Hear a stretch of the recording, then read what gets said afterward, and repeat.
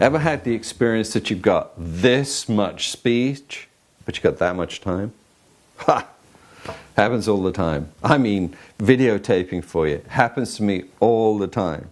If it wasn't for Danielle saying, you got 5 minutes, that's what this little... I could talk for hours about what I love, right? Hey, but this little clock here, this little timer, really works. That's the clue. That's really the clue.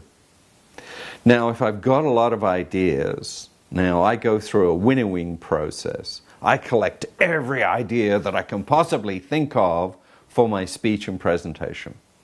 And I get those 3M sticky note, the giant ones, and I put the ideas in bullet points on there, and I'll put them all the way down the corridor, around the corner in the house, right? And I'll do that. And I've got one of those little digital microphones that I put on, and I start it. And I go and do the speech in front of this one, and then I had this one, and this one, and this one, and this one. And so I've spoken, and I then have a timer. And I look at the recording, and I go, okay, that idea came out really quite well. I don't know about that one. But sometimes I've got 45 minutes to speak at a convention or an event, and, I've got 45 minutes to fill, and I've got 2 hours worth of material, and I just start cutting it down. I just go, well, which one is the most interesting? Which one actually catches me? And then I'm brutal with the pen. It goes out. Don't have second thoughts about it, It's just do it. Get rid of it. Because if you start having second thoughts, it'll grow again like a mushroom. It's like mushrooms. They grow in the dark full of bullshit, I mean, they grow on shit. I mean, mushrooms in the dark. So you don't want to do that. You want to just throw it out. Throw it out. Or you could do what I often do. I don't write my speeches. People think I'm crazy. But what I do is I will ask my audience, what do you want to know? What are the key things you want to know? I want 3 things from you that you want to know. That's it. And I'll write the speech.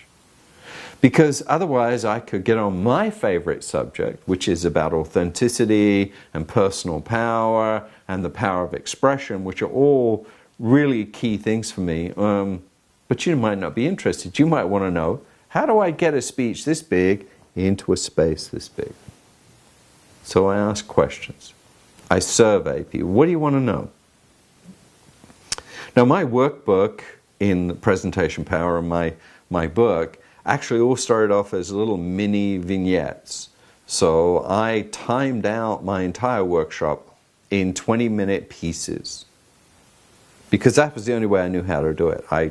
Because I could go on every subject matter, and I discovered that it was a 7-day workshop.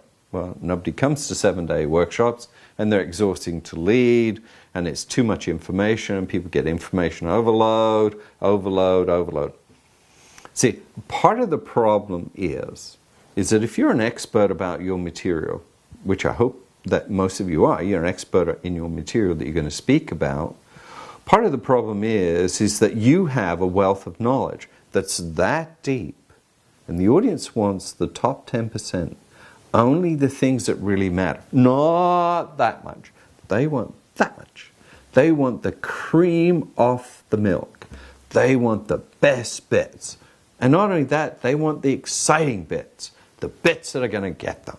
Hey, what can I tell you? So, learning out of this one, it's only the top 10% that matters. Don't try and impress them with what you know. Give them what they want, and always show up. Okay, bye for now.